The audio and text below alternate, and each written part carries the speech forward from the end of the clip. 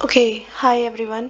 तो आज हम स्टार्ट करने जा रहे हैं 9th क्लास का एक और topic, that is cell division.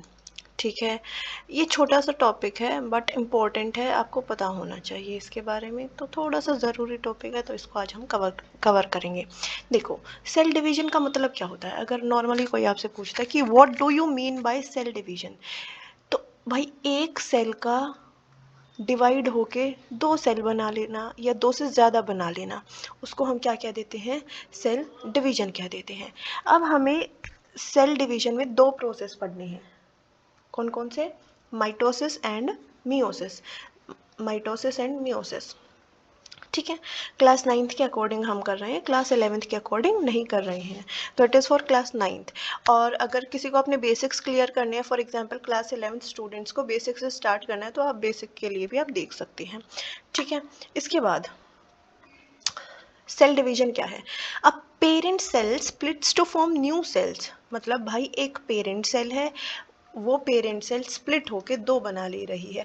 अब उसका मोटिव कुछ भी हो सकता है, चाहे वो ग्रोथ के लिए कर रही है या रिपेयर के लिए या is a type of reproduction, वो किसी लिए भी कर सकती है। ठीक है, अब सेल डिवीजन होती है दो टाइप की, माइटोसिस एंड मियोसिस। देखो, बहुत जनरल डिफरेंस होता है दोनों के बीच में, कि जो माइटोसिस होता है वो डिवीजन के बाद दो सेल बनाता है और मियोसिस चार सेल बनाता है।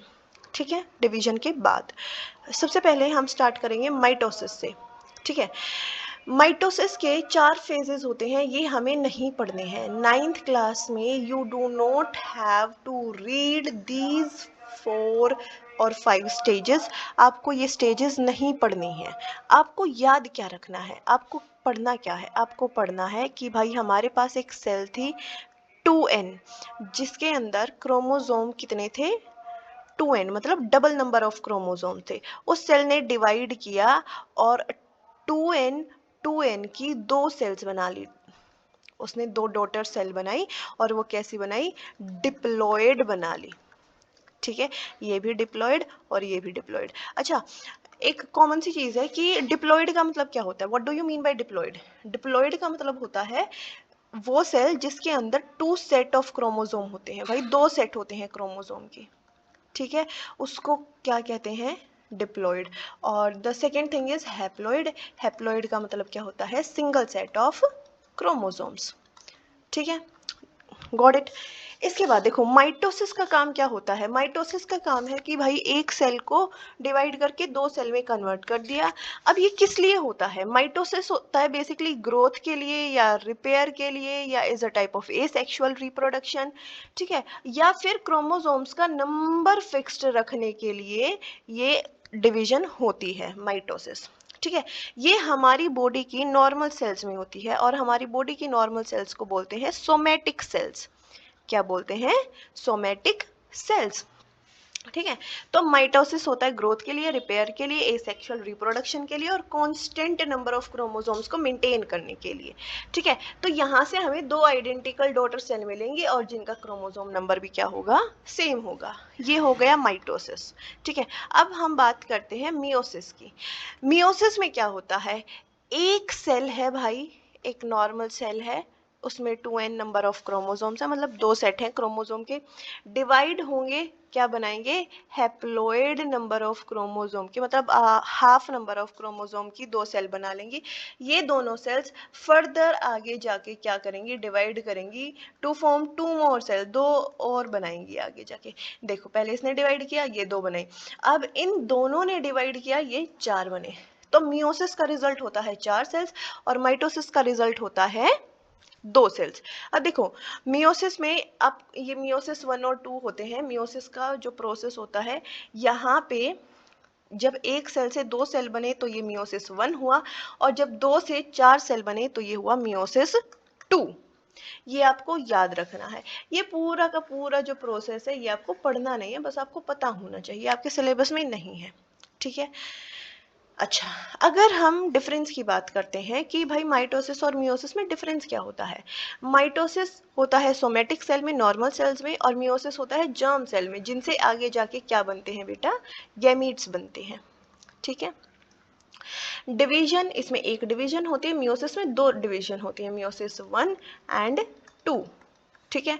डॉटर सेल यहाँ पे 2 बनेंगी, यहाँ पे डॉटर सेल 4 बनती हैं। सेम नंबर ऑफ क्रोमोसोम रहता है, इसमें हाफ नंबर ऑफ क्रोमोसोम हो जाता है। जेनेटिक मेकअप बिल्कुल पेरेंट्स के जैसा होता है।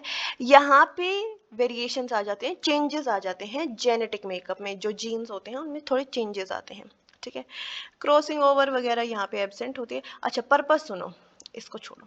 पर्पस क्या होता है इसका? ग्रोथ और रिपेयर होता है, और इसका पर्पस होता है गैमीट फॉर्मेशन। आपकी बॉडी में गैमीट जो बन रहे हैं मेल और फीमेल्स में, मेल गैमीट होता है स्पर्म, फीमेल गैमीट होता है एग। तो वो गैमीट कौन सी डिवीजन से बनते हैं? वो बनते हैं मियोसिस से, ठीक है। तो it helps in formation of male and female gametes, that is egg and sperms.